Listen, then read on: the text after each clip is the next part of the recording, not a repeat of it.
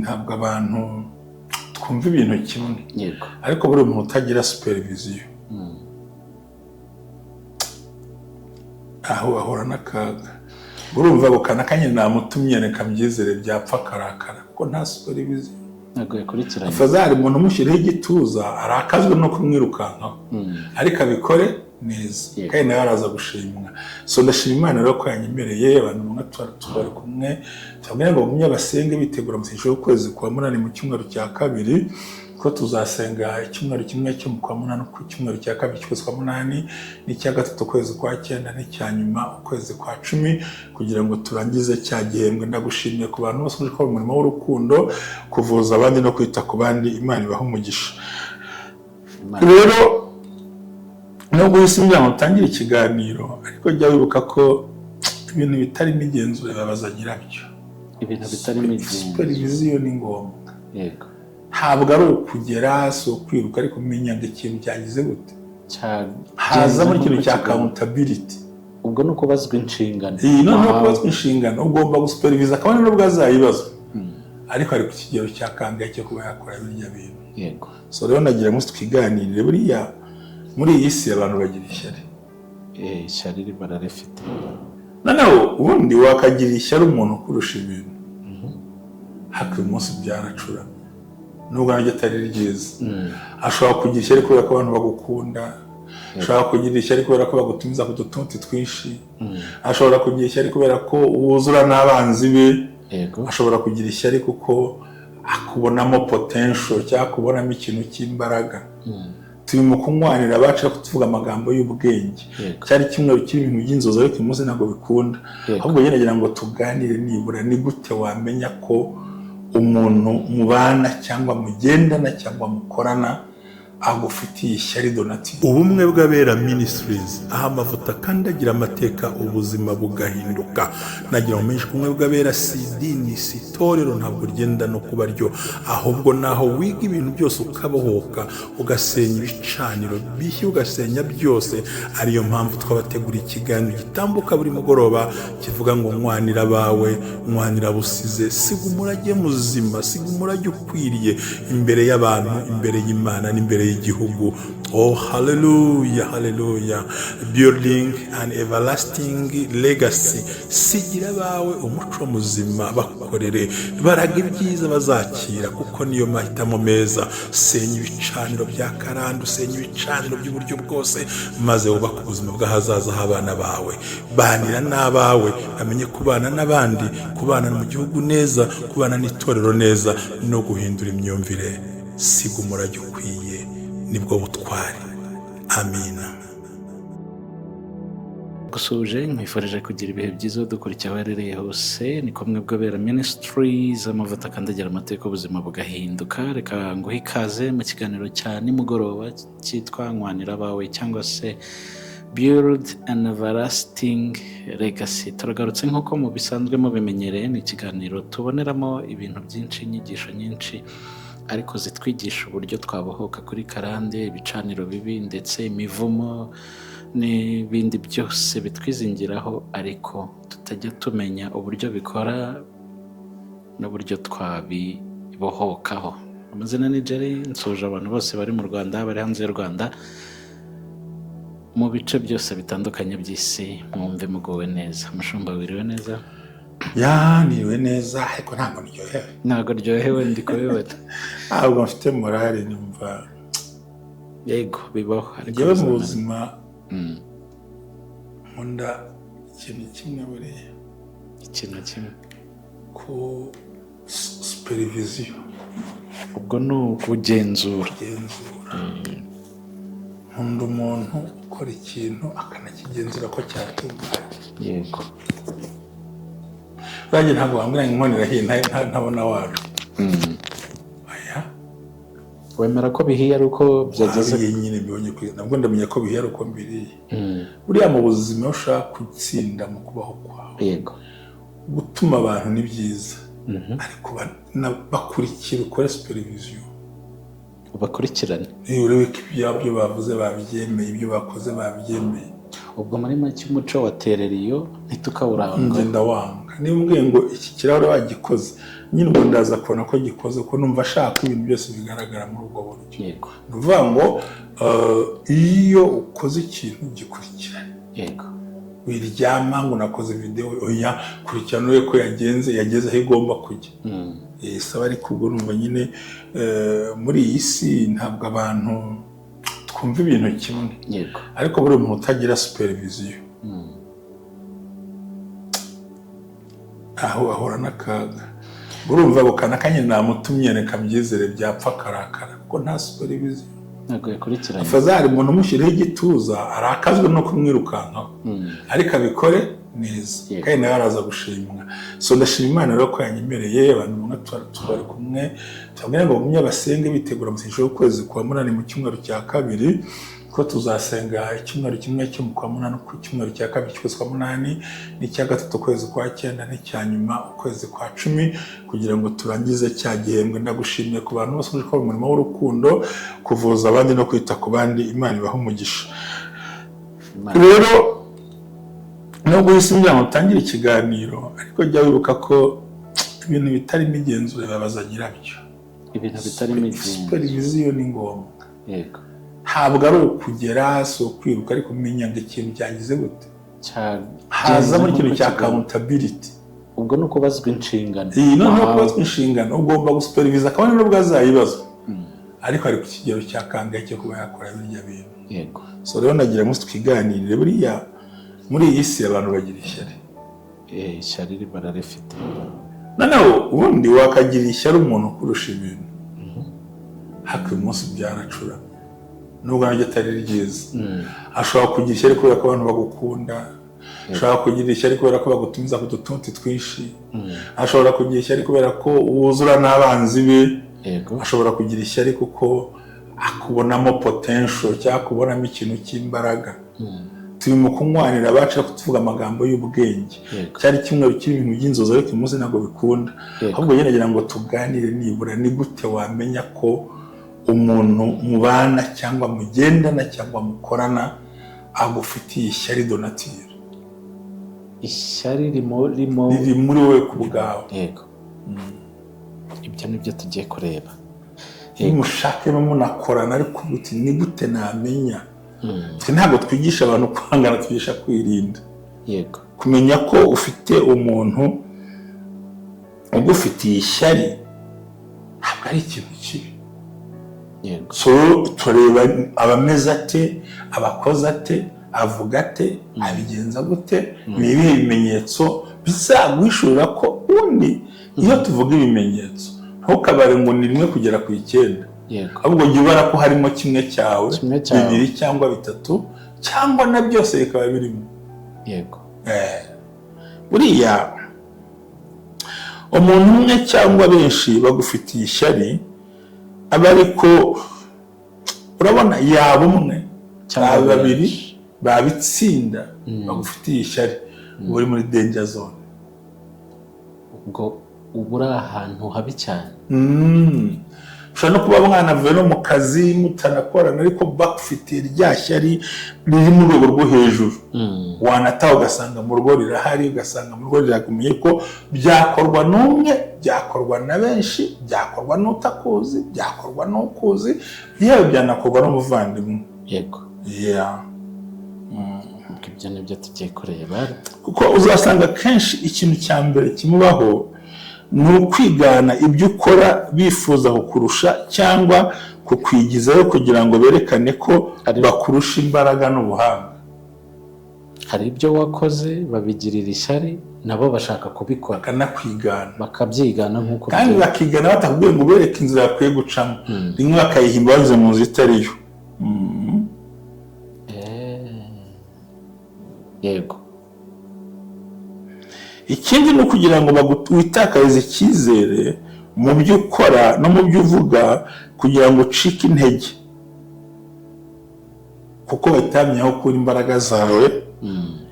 Buri muntu wese agira ishyari rigamije gusenya ahazaza hawe. Ishyari ko numva ari ishyano wa mugani. Buriya gusibanga ni rimwe, ntawe uzigera umera nk'uko umeze.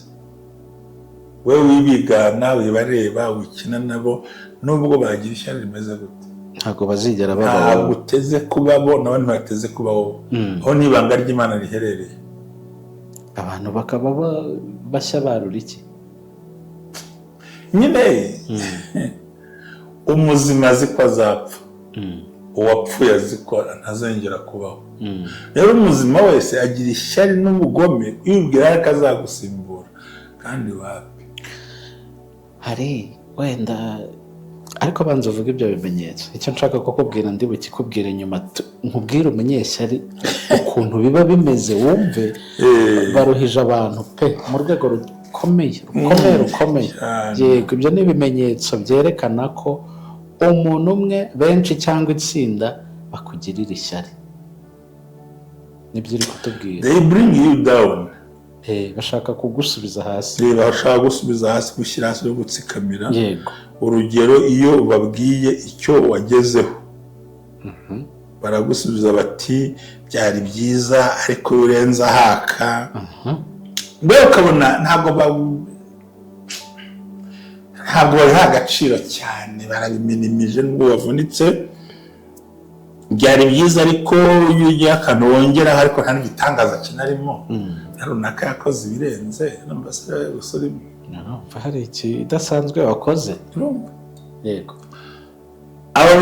Iyo tuvuga abanyeshyari bandi bo ni ukuvuga ngo bakwereka ko ibyo wakoze n'abandi bakabikoze. Yego.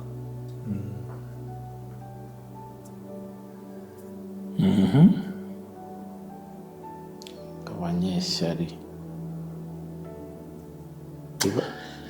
ntabwo baba boroshye, biba byabemeje ariko bakanga kwemera. Mana yanjye, byari byiza, byerekana ko wari ushoboye gufasha, ariko ukabona ko bakwereka ko abantu bagufasha ariko ntugakabye icyo ukwiriye gukora n'iki, ntabwo byari ibyaworoshye. urumva akantu. Yego. Urabikoze ariko baraminimije, umenya ko ari abanyeshyari. Yego.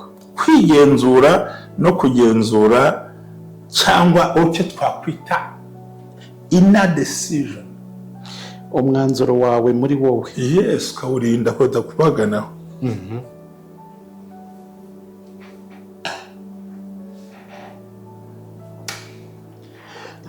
Aha rero bisaba ko iyo utangiye kudetekita ba bantu bakugiriye ishyari mu kwigenzura batajya guca intege.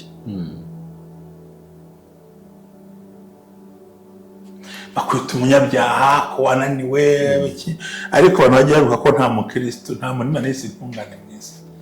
Yavuze ko twese twakoze kugira ngo bashyire ubwiza bw'Imana. Yego. Abandi iyo batungana intoki berekana abanyabyaha kurusha abandi. Icya gatatu ugiye kuri Yeremiya 19:7, bashimishwa n'uko utsindwa.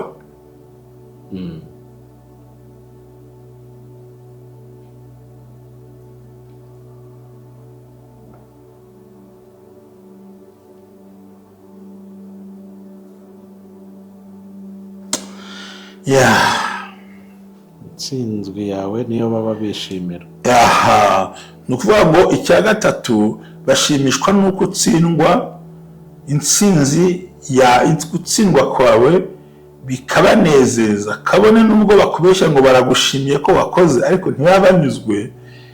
Baba bagira ngo bakubeshye ko wabikoze neza ariko bagamije kugira ngo bagushukuze ko wabona n'isoni. Yego. Cyangwa ngo ntiwibwire ko ari wabikoze wenyine, ngo na benshi barabikoze n'abandi barabikora, nawe nakazi kwigisha. Mbega muri make bakoresha icyo twita amaso, bicirana amaso, bakanakoresha body language. Hari umuntu wambwiye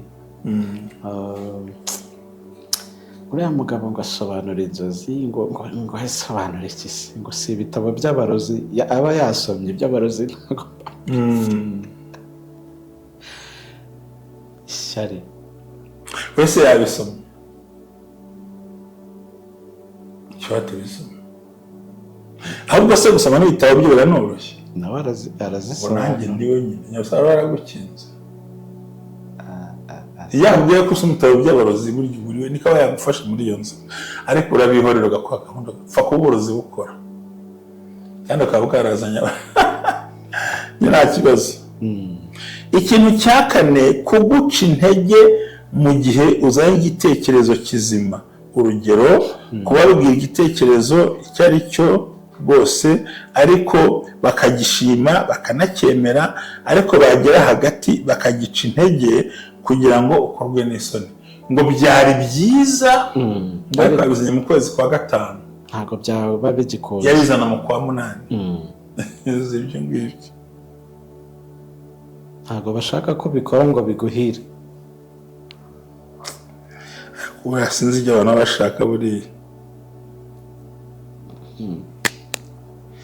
ahandi uvuga ngo wabigenza gute wisanze aho, nta cyakunanira. ubwo wisanze muri iyo cycle imeze gutya y'ibyo bimenyetso ugenda ubyisanzemo, nta kindi burya Imana ibigukuramo.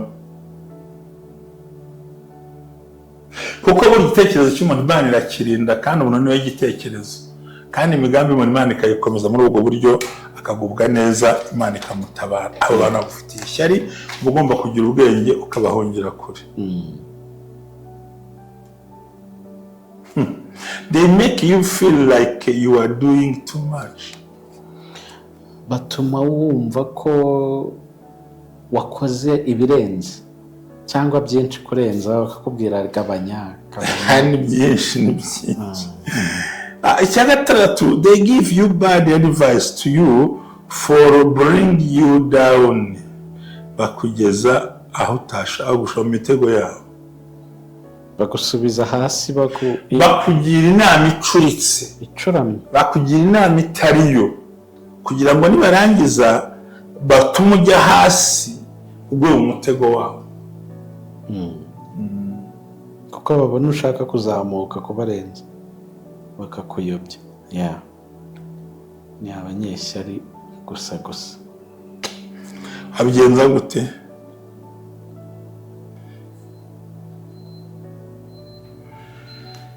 bangiza ubuhamya bwawe.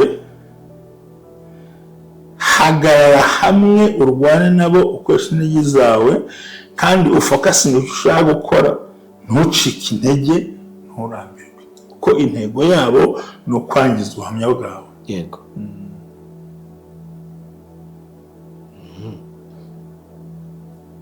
siko hari abo nabonye nabo bagirirana ishyari kandi bakundana, kuko umwe bamubwiye ngo asa neza, araberwa cyane, barabikora, baraguteranya, bagira gute, baragambana cyane, baguteranya n'abakuru.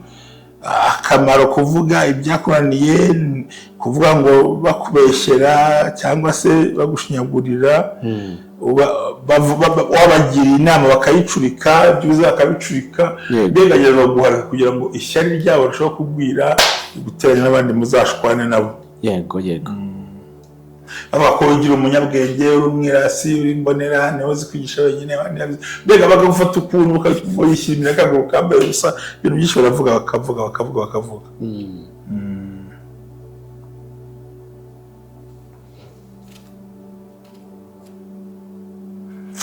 ariko utinya abantu badashobora kuvuga intsinzi yawe neza, bayishakira ibibi byayo cyane rwose. cyatsinzwe se, ibyo biha ibintu ko nta kibamo. ishyari.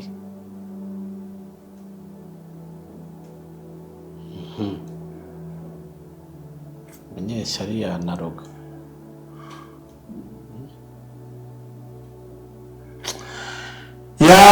Mana we uturengere, kudatandukana nabo wigiriraga icyizere, kandi ko ari bo pe. ngo ikindi kintu kinenga, wabavumbuye wabonye, ariko ntushaka kwitandukanya ngo baranda gute, barambona gute, ntabwo ari byo. icya cumi, muri kumwe bavuga ko ushoboye, bakavuga neza, bakuvuga neza imbere y'abantu bose, ariko iyo mutandukanye basigara bakuvuga, kandi bakuvuga ibibi. Yego. numva nyine nashaka kubabwira rero. Murakoze cyane. ubwo ibi byari ibimenyetso bikwereka ko bamwe cyangwa se abarenze umwe, agatsiko k'abantu bagufitiye ishyari. birumvikana baba barenze ari benshi nyine barwana. Sinzi n'iminota yacu baba bigeze ngo dukomeze dusoze, gusa abantu birinde bagufitiye ishyari, ibibazo bakubaza, uko bakwitaho, uko bakurwanya, uko bavuga, uko bagushinja, ibyo wenda banakora bigaragaza neza yuko usa nk'umuntu nyine utagishoboye. Yesu bagiriye neza, shikama, kumera amahoro. Murakoze cyane.